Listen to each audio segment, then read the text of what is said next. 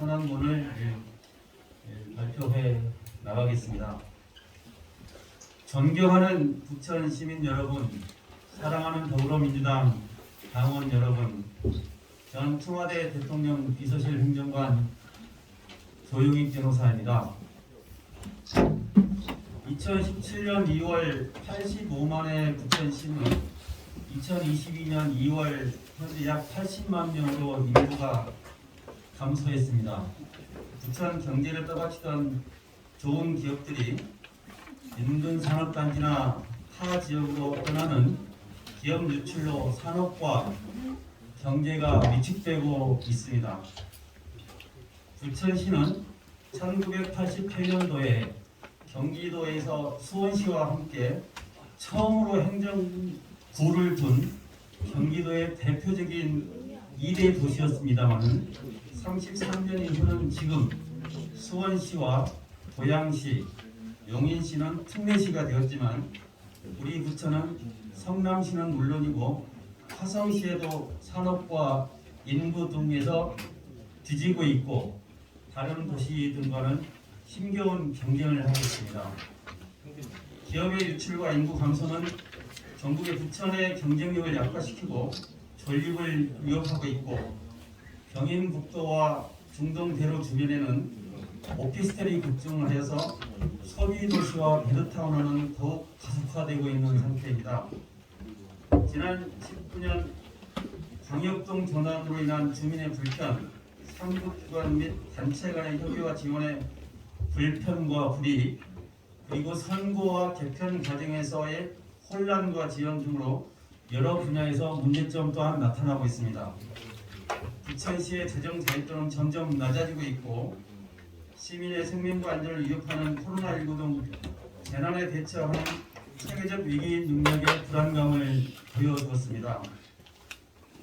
나와 나의 가족 그리고 부천시를 위하여 지금은 정책의 대전환과 도시의 재설계가 필요한 시기입니다. 더 이상 인천에서 서울로 가는 길만 제공하는 도시, 또 서울의 변두리에 불과한 도시가 되어서는 안 됩니다. 주거 중심의 토건 정책에서 탈피하고 기업에 대한 제도적, 행정적 지원을 통해서 기업의 유출을 방지하고 첨단 기업을 유치해내서 부천의 성장 동력과 부천의 자존심을 회복하겠습니다. 이 4088의 교통과 잘 갖춰진 네트워크를 이용한 유통과 결제 시스템, 로봇과 금융산업과 연계한 정밀 의료와 디지털 헬스케어 산업을 육성해서 부천의 새로운 먹거리와 청년들에게 일자리를 제공하겠습니다. 소상공인, 자영업자 및 사회적 약자를 두텁게 보호하고 시민들이 각자 원하는 취미와 문화, 생활체육을 할 수 있는 따뜻한 도시로 만들겠습니다. 저 조용익은 문재인 정부 청와대 정무수석실에서 근무한 경험과 노하우를 바탕으로 특히 정무적 역량을 발휘해서 중앙정부와 협력을 이끌어내고 부천의 대전환을 이끈 중요한 정책과 의사결정을 함에 있어서 사전에 시민과 전문가 집단의 의사를 반영하는 시스템을 마련하여서 시민들의 의사나 참여가 패싱되는 일이 없도록 그렇게 하겠습니다. 시장실을 완전히 개방할 것이고 공무원들과의 대화를 가로막는 실명제 대화방을 익명으로 전환하여서 소통에 힘쓰겠습니다. 사람이 바뀌면 생각이 달라지고 생각이 달라지면 그 도시가 달라집니다. 한 명의 선출직 공직자가 바뀌면 그 도시가 얼마큼 혁신적으로 소통하고 변화시킨지를 반드시 보여드리겠습니다. 저는 첫째, 광역동을 폐지하겠습니다. 시민의 생활에 불편과 스트레스를 초래하고 기대했던 행정적, 재정적 효과를 얻지 못한 현재 10개 광역동을 폐지하고 기존의 3개 구청과 36개 동을 조속히 활용하도록 하겠습니다. 둘째, 만화와 로봇의 도시를 만들겠습니다. 웹툰과 같은 만화 산업을 더욱 집중 육성을 하고 시청에 로봇과를 설치해서 로봇 산업을 집중 육성하여서 문화 콘텐츠와 로봇의 도시, 창의와 미래의 산업의 선도 도시를 만들겠습니다. 셋째, 시립의료원을 설립하겠습니다. 연구 중심의 종합병원 기능을 갖춘 시립의료원을 설립하여서 공공의료를 확충하고 생애 전주기 맞춤형 통합 돌봄을 실현하여서 시민의 건강과 생명을 지켜나가겠습니다. 넷째, 정밀 의료와 디지털 헬스 산업을 육성하겠습니다. 약대동 부천 테크노파크를 연결하는 이른바 부천밸리를 조성하여서 로봇과 금융산업과 함께 정밀 의료와 디지털 헬스케어 산업을 적극 육성하여서 부천의 미래 먹거리와 청년들에게 일자리를 제공하겠습니다. 다섯째, 도시 균형 발전을 이루어 나가겠습니다.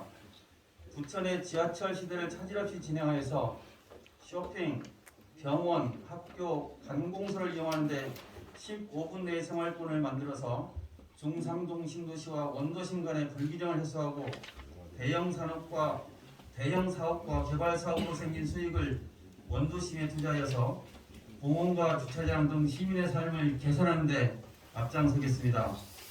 여섯째, 일기 중동 신도시의 재건축과 리모델링을 획일하겠습니다. 입주한 지 30년이 된 중동 신도시의 리모델링 사업에 적극적으로 제도적, 행정적 지원을 하여서 자족 도시로 세워진 일산과 중단과 달리 기존 신도시에 연계되어서 세워지고 용적률과 밀집도가 가장 높은 중동 신도시를 디지털 스마트 아파트로 전환하겠습니다. 일곱째, 범죄 없는 안심 안전 도시를 만들겠습니다. 범죄 예방 환경 도시 결계 콘셉트로 안전한 골목길을 조성하겠습니다. 사각지대 없는 CCTV 안전 통합 플랫폼을 확충해서 재난과 재해, 범죄에 즉각 대응하고 골든타임을 확보할 수 있는 시스템을 갖추겠습니다. 또 이 정책을 포함한 구체적인 공약은 정책 발표회를 통해서 지속적으로 추가로 말씀드리도록 하겠습니다. 사랑하는 더불어민주당 당원과 지지자 여러분, 얼마 전 제20대 대선 때 마지막 순간까지 가슴 졸이며 초조한 마음으로 개표 과정을 지켜보았던 순간이 있었습니다. 순간까지 초박빙의 접전이 이어진 가운데 민주당 지지자들은 한마음으로 부천 시민의 선택을 지켜보았고 그 순간 부천은 경기도 아니 대한민국의 마지막 보루였고 희망의 존재였습니다. 저 조영익은 민주당 부천 원미갑 지역위원장, 중앙당 인권위원장, 정책위 부의장, 디지털 소통위원회 댓글 조작 가짜뉴스 법률 대책단장, 청와대 대통령 비서실 행정관을 하면서 경험과 노하우를 쌓았고 1995년 부천에서 변호사를 시작한 이래 지금껏 부천을 떠나지 않고 지켜왔습니다. 지역과 중앙을 두루 경험하고 변함없이 부천을 지켜온 제가 오는 6월 1일 지방선거에서 압도적으로 승리해서 민주당과 경기도의 마지막 보루인 부천을 지켜내겠습니다. 유능한 리더십으로 부천의 미래와 부천의 대전환, 혁신 성장을 반드시 이루어내겠습니다. 많이 준비했습니다. 제가 부천 시민의 도구로 이용되고 부천 시민을 위해서 일할 수 있는 기회를 꼭 주시기를 다시 한번 간곡히 부탁드리겠습니다. 고맙습니다. 올해 선거에서 이게 이제 다시 원상태로 갔는데 아직 우리 광역동지에 대해서는 어떻게 하시겠다는 내용은 없는데 오늘 후보님께서 제안을 해주셔서 저는 첫째 이게 국회의원을 비롯해서 민주당 전체가 이 광역동제를 실현한 것에 대한 잘못을 인정하시고 그 부천 시민들에게 공식적으로 사과하셔야 된다고 봅니다. 이걸 당연히 채택하신다면. 그리고 또 한 가지는 여기 보니까 세계 부천이 36개 동으로 잠깐만요. 그럴 의사가 있으신지 좀 밝혀주시고요. 여기 3개 구청 및 36개 동으로 환원하시겠다고 하셨는데 이 방안을 어떻게 갖고 계신지 그리고 여기 지금 옥길동이 좀 빠졌다고 봅니다. 그 지금 범안동이라는 것으로 지금 옥길동은 강조를 좀 하고 있는데 옥길동 주민들의 그 동의에 대한 그 애양심이라든지 이런 것을 위해서 옥길동 신설이 좀 필요하다고 생각합니다. 크게 두 가지만 질문드리겠습니다. 이 광역동과 관련된 부분은 사실은 이 시민들이 되게 관심이 많고 지난 2020년 총선 때도 굉장히 이 지역에서 많이 논란이 됐던 것입니다. 이 정부나 지자체에서 어떤 정책을 실행을 하거나 추진을 할 때에는 그 정책의 여러 부분에 대해 충분히 검토를 했을 것이고 그렇게 하는 것이 보다 행정적인 제도나 여러 비용을 줄이고 효과적이었을 것이다 이렇게 생각을 합니다. 이 사실은 행정체제 개편이 잘 아시는 것처럼 이전에는 지역 감정을 해소하자 해서 도를 아예 없애고 전국을 70개 내지 70개 전후에 도시로 좀 묶어서 광역도시화하자는 논란이 있었는데 결국에는 이 지방자치라든지 여러 사정에 의해서 그러한 것이 진행되지 못했고 또 부천과 같은 광역동 체제 행정체제 개편도 역시 계속 지속적으로 논의를 해오다가 부천이 선도적으로 그것을 사업을 시행을 했는데 사업 시행 이후에 여러 주민들의 불편함, 그러니까 주민들이 이 충분히 인지하지 못하고 심지어는 공무원들도 제대로 이걸 따라가지 못하는 측면들이 좀 있습니다. 그래서 뭐 동사무소를 가야 될 일인지 행정복지센터로 가야 될 일인지 시청으로 가야 될 일인지 이런 부분도 문제도 있었고 잘 아시는 것처럼 이번에 이 대선 때 개표가 부천이 이 새벽 1시부터 개표가 시작이 됐는데 그 주된 이유가 10개 동이 아니고 36개 동에서 투표를 하고 그 투표함이 다시 이제 36개 동으로 다시 재분류하는 과정을 거치다 보니까 시간이 많이 돼서 개표가 늦어지게 된 겁니다. 그러면 이 부분이 이제 해결이 안 되면 이번 지방선거에서도 마찬가지로 이 개표는 같은 과정을 거치면 똑같이 또 가장 늦게 개표를 하는 그런 문제가 생길 수가 있는 점들이어서 사실은 선거구제와 관련돼서도 여러 가지로 좀 불편한 점이 있었습니다. 저는 개인적으로는 그 민주당이 잘못하고 사과했다 이럴 부분은 아닌 것 같고 그 당시에 시 집행부하고 시의원님들께서는 충분히 논의하고 이 행정체제 개편의 가치가 있다 이렇게 판단했던 것인데 다만 저는 이 행정과 주민의 편익에서 어떤 점에서 더 가치를 두어야 된다고 생각한다면 저는 주민의 편익이 더 우선적인 가치가 있다 이렇게 생각을 하고 있습니다. 그래서 행정이 그 주민의 편익을 다 충족하지 못한다고 한다 그러면 그런 것이 충분히 제도를 실행을 했지만 그것이 타당치 않거나 불편함을 주고 있다 그러면 그것을 개선하려는 노력도 빨리 하는 게 좋다. 그게 오히려 사회적 비용이라든지 여러 갈등을 빨리 줄여나갈 수 있는 오히려 비용을 줄일 수 있는 일이기 때문에 이 부분에 대해서는 다시 논의를 하고 원래 우리가 해왔던 행정체제를 복원하는 것은 새로 하는 것보다 안 가는 길이지 않기 때문에 할 수 있다고 얘기가 있고요. 아까도 말씀드린 것처럼 1988년에 우리 부천은 수원과 함께 경기도의 두 개의 도시, 그때 부천은 중부와 남부 두 개의 구를 중에 처음으로 시작했는데 지금 이제 용인이라든지 용인은 기흥구를 다시 분구해서 구를 하나 더 주자 이렇게 얘기를 하면서 여러 이제 지방자치와 자치분권에 대한 논란이 많이 있습니다. 그래서 이게 자치경찰과도 연결되어 있고 선과도 연결되어 있고 그래서 자치분권이라든지 이 지방분권과 관련돼서도 이 부분은 저는 구청이나 작은 동을 두는 게 30개 동을 두는 게 맞다. 지방자치에서 합당하다 이렇게 생각하고 있습니다. 네. 소속하고 성함 좀 말씀해 주시고요. 죄송하지만 이제 다음 일정이 있어서 딱 한 분만 하고 더 할까요? 예, 그럼 먼저 하고 다음에 저기 단어를 드리겠습니다. 네, 말씀해 주시죠. 예, 부천 굴빵 뉴스의 장상욱 기자입니다. 이번 두 번째 도전일에서 많은 걸 준비하신 걸로 생각합니다. 근데 지금 여러 가지 이제 그 출마 해결하시면서 부천에 이제 개발 이슈에 대한 대책이나 이런 걸 말씀하셨는데 부천은 사실 숨쉴 공간이 상당히 부족합니다. 그래서 치수 산업에 대한 어떤 그런 정책도 필요하다고 생각하고 있는데 특히 뭐 육곡천이나 불포천 같은 경우들도 좀 좋게 개발해야 되는데 특히 불포천 같은 경우는 지금 물이 흐르지 못하고 있습니다. 수위가 낮아 쌀아들. 그래서 불포천을 좀 더 새롭게 개발 준설해서 시민들이 좀 더 레저 뭐나 이런 거를 좀 즐길 수 있는 곳으로 항구라든가 백기를 투자하는 이런 여론이 많습니다. 이에 대한 좀 어떤 대책이나 생각을 갖고 계신지 묻고 싶고요. 네. 그리고 경선에서 결국은 장덕천 시장을 어떻게 이루느냐가 관건이라고 봅니다. 경선에 대한 비책이 있으신지 말씀해 주십시오.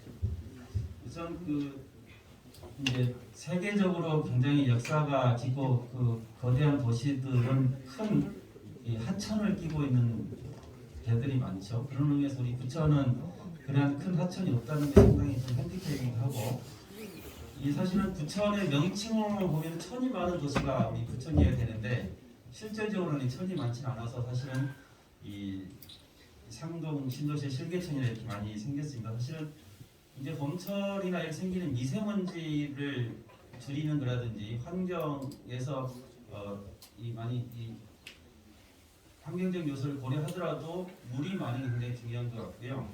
이 불포천이 당장 레저하고 문화까지 이어지긴 횟수로는 당장 시기적으로 쉽지는 않을 텐데 적어도 불포천이 국가 하천으로 지정이 되어 있기 때문에 이 부천시하고 인천시가 협력을 해서 이 국가 하천에 대해서 국가의 지원을 받아서 국비나 도비를 활용해서 불포천에서 우선 할 수 있는 것부터 찾아서 불포천의 기능을 회복하는 일부터 시작해야 된다는 게 맞고, 그것은 부천이 결국에는 가야 될 길이라고 생각하고 있습니다.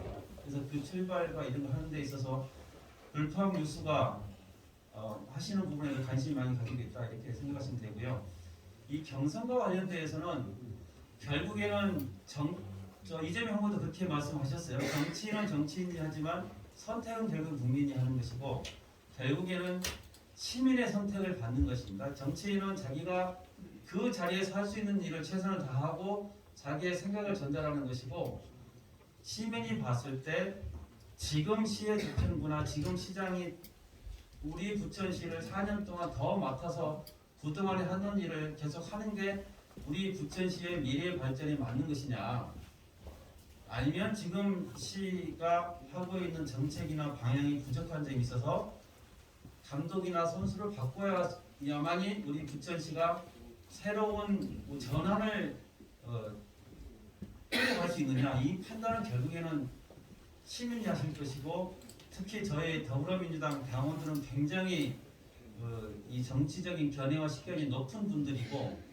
그분들의 우리 민주당은 그래서 시민들 중에서 당원도 많고 그 당원 중에서도 권리당원도 꽤 많이 참여하고 계십니다. 그래서 그 민주당을 지지하는 권리당원과 그 당원들께서 지금 부천의 이 상황을 파악하고 결국에는 우리 민주당을 대표해서 출마할 시장 후보를 선택하는 것이고, 결국 정치인은 그 선택은 시민에게 맡기는 것이고 시민의 집단지성이 그 도시를 끌고 간다 이렇게 생각하고 있습니다.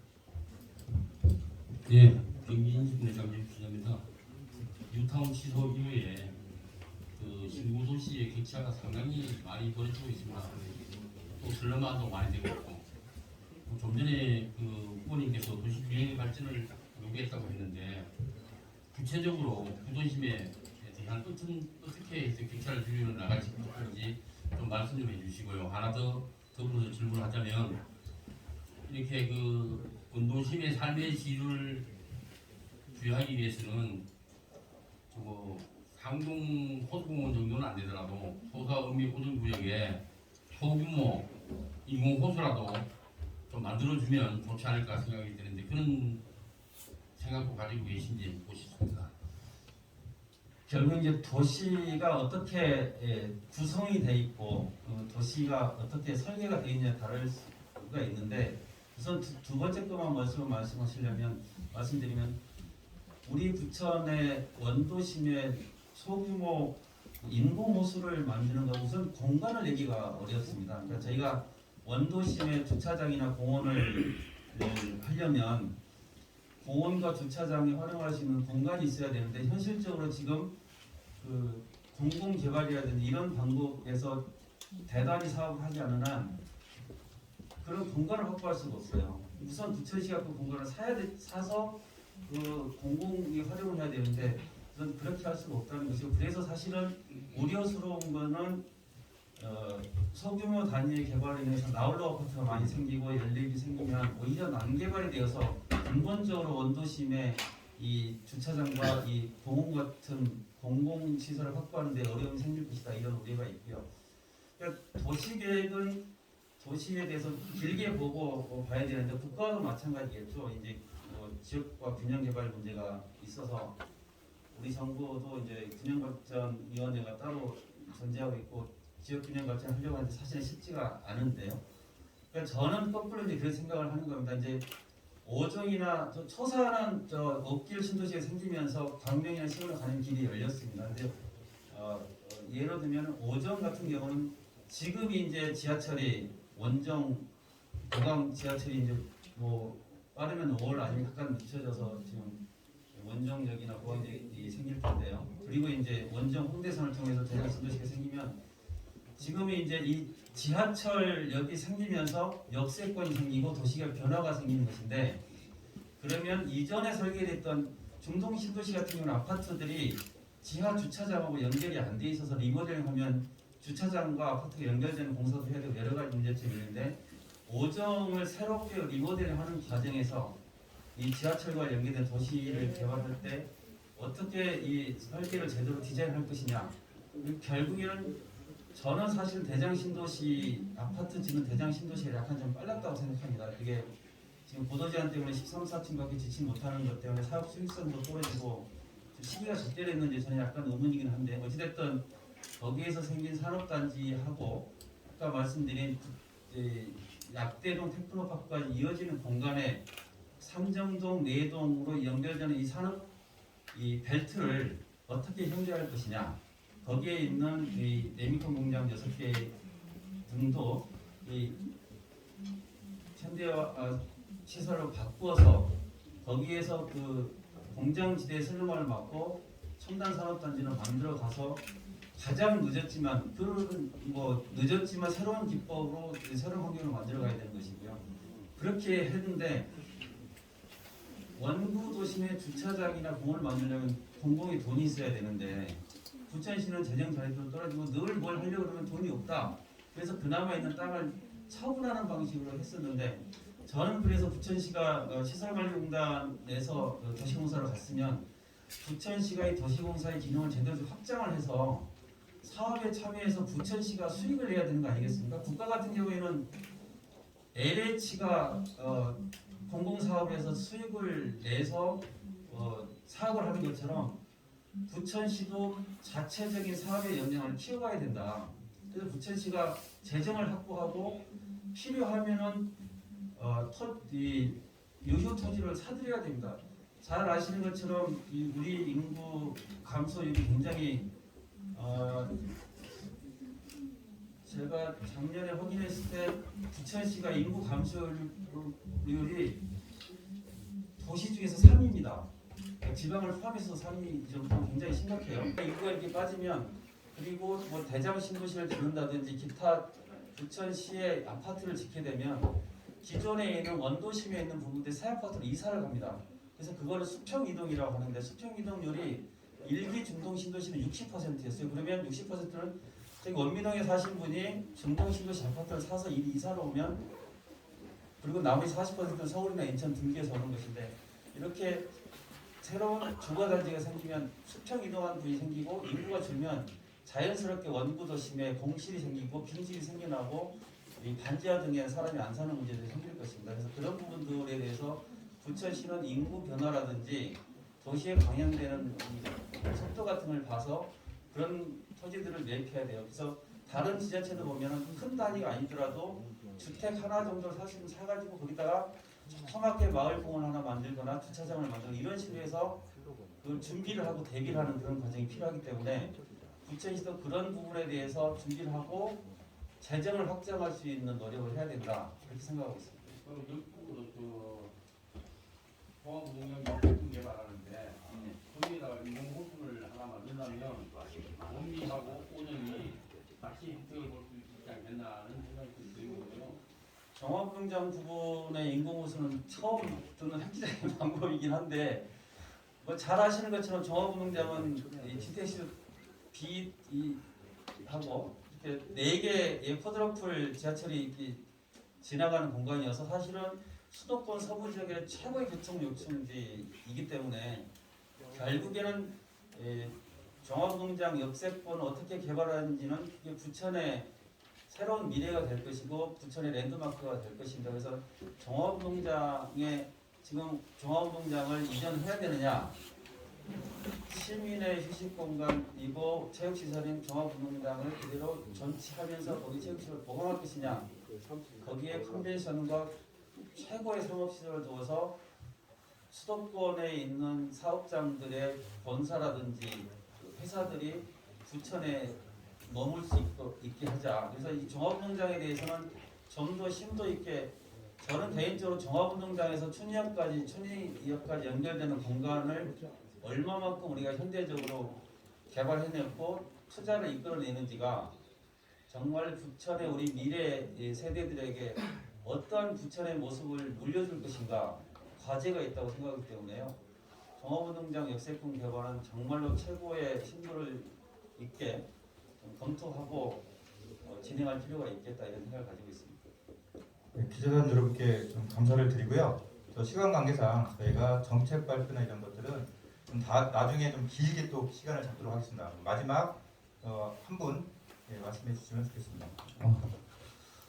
네, 반갑습니다. 골프저널 성태영 기자입니다. 네, 일단 출마식 축하드립니다. 방금 그 간단하게 한 가지만 질문 좀 하겠습니다. 방금 그 공약 중에서 연예 부분, 뭐 생활체육 부분에 대해서 발전 방안 말씀을 하셨는데요. 구체적으로 어떤 방안을 갖고 계신지 간단하게 좀. 이 도시에서 살면서 자존감이 있고 이 도시에 대한 자긍심을 가져야 된다고 생각합니다. 그러니까 제가 부천에서 그냥 힘겹게 살고 와서 여기서 잠만 자고 또 가버리는 그런 도시가 아니어야 된다고 저는 생각하고 있고요. 그래서 보통 저희들이 말하는 뭐 저녁에 있는 삶을 누리는 그런 그 웰빙 시대를 살고 싶다 이렇게 얘기를 하는데 저는 저희 부천 시민들이 적어도 여러 명의 친구들이나 동호회들이 어울릴 수 있는 동호회라든지 체육 활동을 할 수 있는 그런 취미를 할 수 있는 그런 도시가 됐으면 좋겠습니다. 그래서 집에 머물러 있지 않고 갇혀 있지 않고 여러 사람 함께 어울리면서 내가 좋아하는 취미를 할 수 있는 도시. 적어도 부천시에서는 내가 이런 축구를 하고 싶으면 이런 축구도 하고 내가 뭐 다른 취미 활동 하고 싶으면 그런 것들이 자연스럽게 이루어져서 나는 집에 퇴근해도 내 친구랑 뭐 하기 위해서 여기서 어울리고 싶다. 그렇게 해서 이 도시에서 내가 사는 게 좀 자존감과 만족감이 좀 있도록 그런 부분을 확장할 필요가 있다 이런 생각을 합니다. 그래서 부천시가 시가 그 시민들의 삶의 질을 높여주는 그런 사회 활동이라든지 이런 체육 활동에 대해서 좀 더 깊이 분석을 해서 그게 지금은 실내에서도 누릴 수 있는 여러 뭐 축구 같은 경우도 넓은 운동장에서만 하지 않고 실내에서도 할 수 있고 여러 가지로 이제 테니스도 뭐 실내 테니스도 하기도 하고 이렇게 하는데 각자가 할 수 있는 취미 활동을 좀 나는 부천에서 이렇게 누리고 산다